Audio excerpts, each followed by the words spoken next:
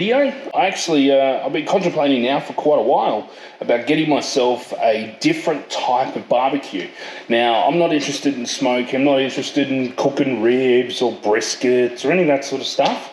A nice steak, or maybe I'll cook like a pork belly or something like that once every 6 months or something. But I thought, hey, look, instead of using the conventional gas grill, let's try what a pellet grill is going to be like. Now, from what I understand, this can, you can still have a naked flame and all that from this. So, it'd be interesting to see how that goes. And I end up just getting some basic raw wood to give this a go. And that is very heavy, and I'm by myself. So this could be interesting. Welcome back everyone to another video. This is obviously very different from my normal content. However, I just wanted to make something to help people out there that were in the same predicament I was, which was I wanted to go away from the conventional gas grill, as I previously mentioned, and I sort of wanted to try something new, but every YouTube video that I could sort of find or any sort of information was basically pellet versus offset, pellet versus charcoal, pellet versus gravity fed. There was no one really out there that was like, hey, pellet versus a gas grill.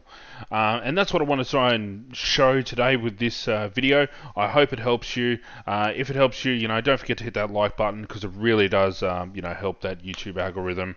What we're doing now is actually putting this pellet grill together. So it's not the most expensive pellet grill on the market. It is rather on the cheaper side of things. That I think it was $7.99. Now, there was nothing wrong with the quality. Like, it goes together, it fits nicely, everything was pretty well. Like, I thought that was pretty good. But I've got a gas grill out the back, which was a little bit more expensive than this. So it's got that going for it. But I can pick that barbecue up from any end I want.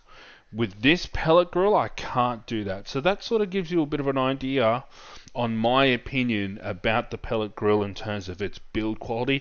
Everything works, everything's functional, there's nothing really, that I can fault with it, but just the strength of the overall is the only thing I can sort of really pick on. Alrighty.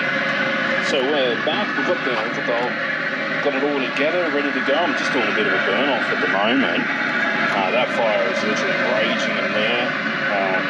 Apparently got to let this burn for a little while.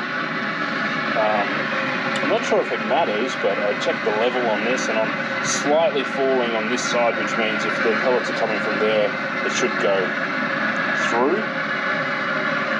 That was my thought process on that one. So we'll let this go, we'll let it keep burning. That's a decent fire in there. I'm not sure if I'm getting that on camera, but that's looking pretty good.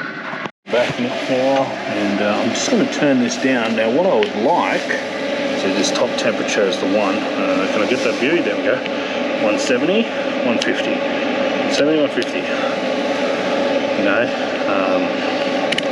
I don't see how to get that to change. I want that at 160, but anyway, it is what it is.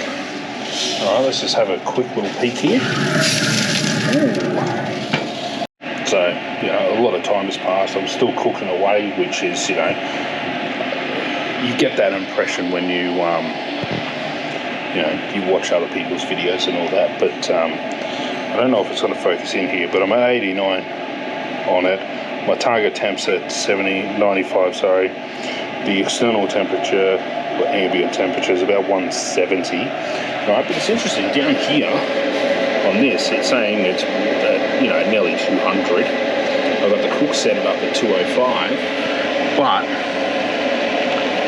we've got that in view, it's 169. So I don't know if it's just, it's a temperature thing, like, is it just a poorly made, cheap temperature sensor or whatnot? I don't know. But this last 6 degrees, holy hell. Come on, man. Now we've finally made it. Apparently. I have not thought any of this through at the moment. Let's see. That's got a bit stuck in there.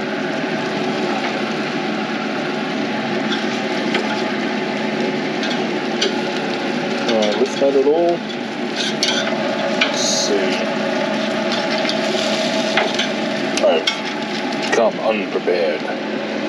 Okay. Let's see what I can manage to do here. I'll try to get that underneath there. Oh, just going to put you guys over there for a second.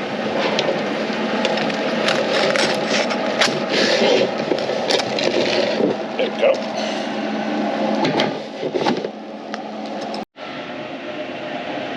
Okay, we're back for cook number 2. So over here on the side bit, we've used a fair bit of pellets on that first cook, but at the same time, I did have it cooking at quite a lot of temperature. I still haven't worked out if I can, get the temperature to be exactly what I want, but at the end of the day, maybe it is what it is.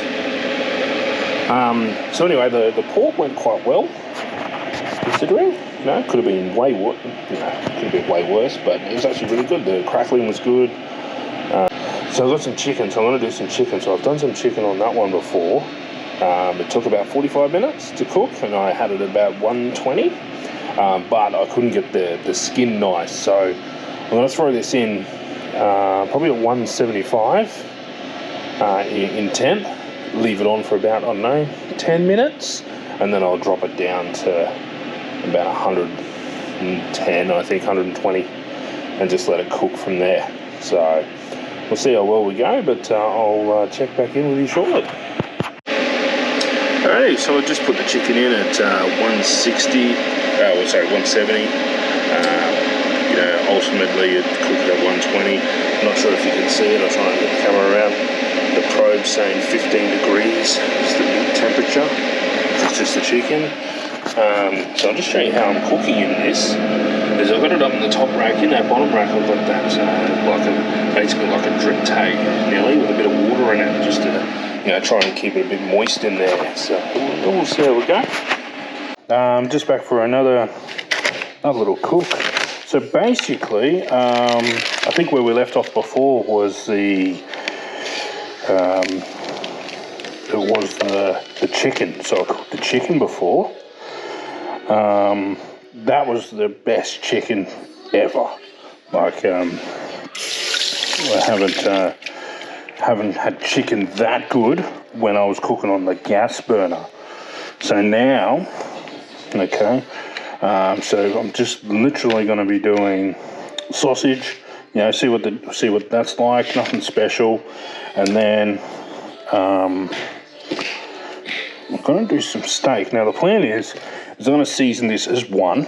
Okay, I'm going to cut it in half. I'm going to cook this 2 ways. I'm going to cook it just like I did with the chicken and the pork, where I'm going to close the lid and I'm going to let that cook. It'll be a bit more of a solid cook.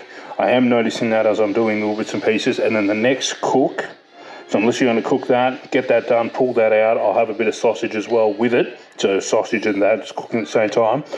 I'll pull that out. Then we're going to put in this piece, and that's going to be on the open flame. So just like you would on a gas grill, where you've got that open flame underneath it. And I'm going to do it back to back on that, and then obviously then compare how this is compared to the gas grill. So what I'll do is I'll let this start cooking up. I might just sit you guys over here. You'll see how slowly this gets.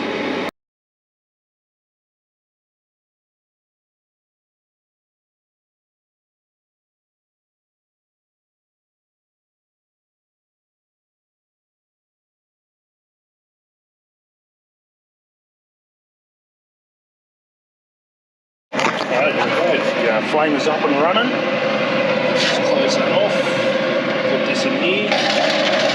There we go. Close her up, and we'll wait for it to get up to temperature.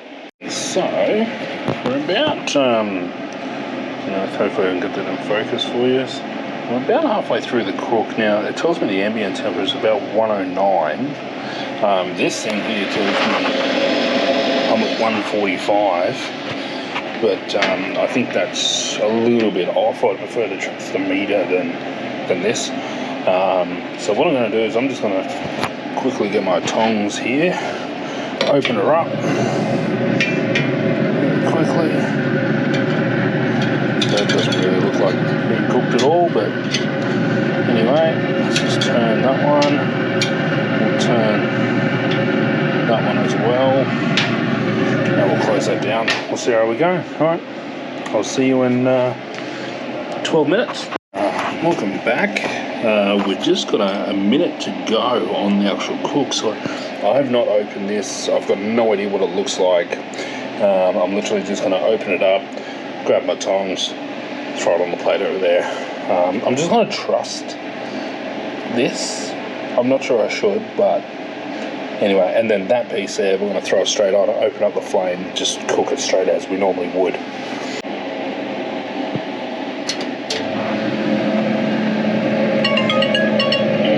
Okay, that's a bit different. How are these looking? I don't know. See how that goes.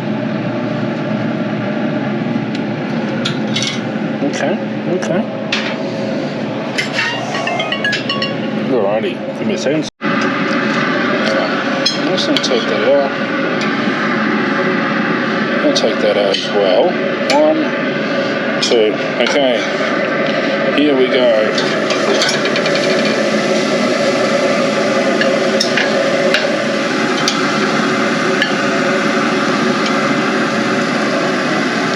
Okay, so now we're using the flame and cooking that there. Now I decided to take that off, alrighty, and the reason being is I was sort of defeating the purpose of the way I was cooking it. Now, I was just trying to blatant just, hey, close the lid, have no flame, cook it at a temperature, see how well it pans out. This, I then turn it around now and go, hey, you know what, naked flame, up at 100 degrees, let's go. Just pulled that off, I forgot to hit the record button, so I've just done that now.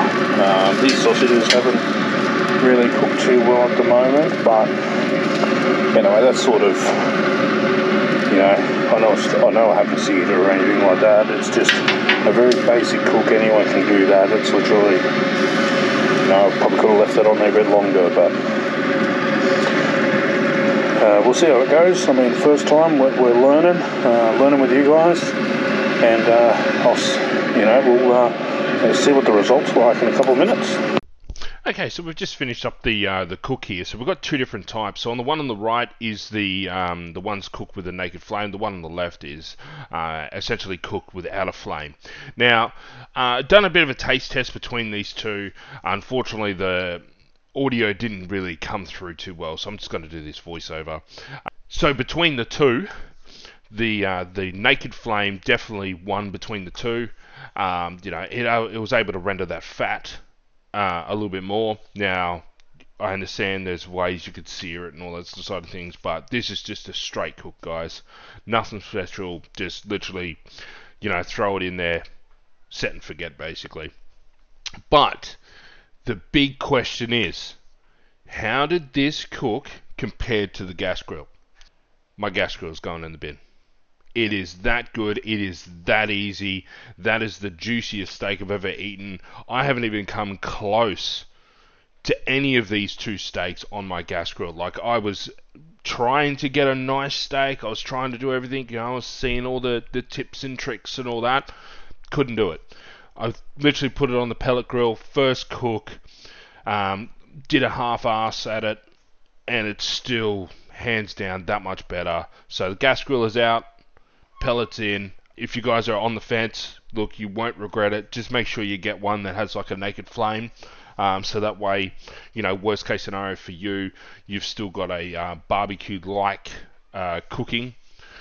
Before I forget, I'll throw up an image on the screen for you that sort of gives you a bit of an idea of the cooking times, because I think that is important. If we look at the just halfway down the list, there's a whole chicken, and I cooked that on the barbecue. That took about 44 minutes to cook. And then on the pellet grill, you'll see two up. It's an hour and 50 minutes to cook that chicken. Now, it did take longer. Hands down, obviously. But the chicken was that much better. It was kind of worth that little bit extra time. But if I look at the pork, I did a pork shoulder and the pork leg. Realistically, I meant to click pork leg, but I hit shoulder. But anyway, moving on. It was 4 hours 19 on the old barbecue, and then it was only 3 hours 55. So it did end up cooking that one faster, and that was a bigger one. And then the rump steak, that was that one on the left that you saw, that was in there for 44 minutes. So that took quite a while. The naked flame, I would say it cooked it in the same time as the old-fashioned gas grill. Thanks for watching, everyone. Hopefully I'll catch you all in the next one. Don't forget to leave your thoughts and comments down below.